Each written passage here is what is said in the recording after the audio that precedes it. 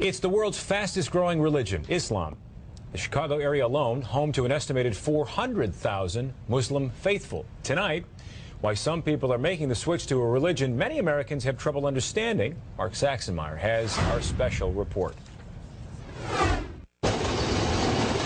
This is the story of 3 Chicagoans, all raised as Christians, all who decided to ultimately reject that religion. Internet is down. Nadira Rodriguez Muhammad grew up Catholic, but found herself constantly questioning the long-held beliefs of her family. I always felt that something was missing for me. Ian Bushner is a law student at the University of Chicago. I felt like that there wasn't a God. Whitney Nichols is a new Loyola grad who grew up in suburban Streamwood. I guess what I was really looking for was what felt most natural and most logical to me.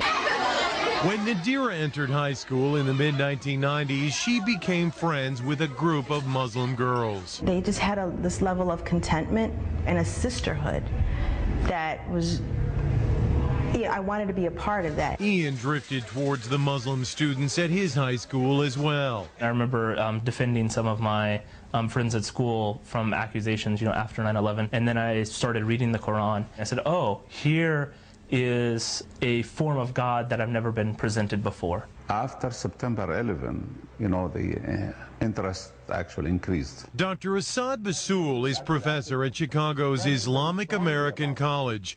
He says the tragedy 6 years ago initially prompted angry questions, but eventually many of the curious found answers to their own spiritual questions through Islam and converted. Sometimes, negative things bring positive things. In fact, according to a first-ever random sampling of American Muslims by the Pew Research Center, 21% of the nation's 2.4 million Muslims are converts to the faith. Eventually, I realized that I was looking to the Quran for advice, for direction.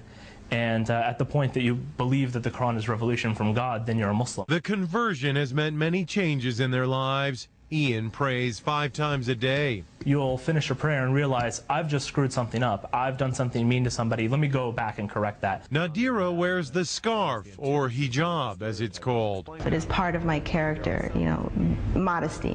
It's just part of who I am. I don't know if I'll ever be ready to wear the hijab. I've become more modest. I won't wear tank tops and I won't wear shorts. Whitney says she has had to constantly defend her new religion. My father asked me right after I converted, why do you want to be associated with these terrorists? And I'm like, this is what you see? Oh no. And we kind of have to deal with the backlash of those who have chosen to do something so horrible. But all say there is no going back. At some age, everyone must decide what they believe and live their life accordingly. I'm Mexican, I'm a female, and I chose this for myself. If you have a personal, relationship with God, whatever that may be, however that may be, then you're in a good place. Mark Saxenmeyer, Fox News, Chicago. Now, for a longer version of this story, log on to our website, myfoxchicago.com. You can find it inside Mark Saxenmeyer's blog.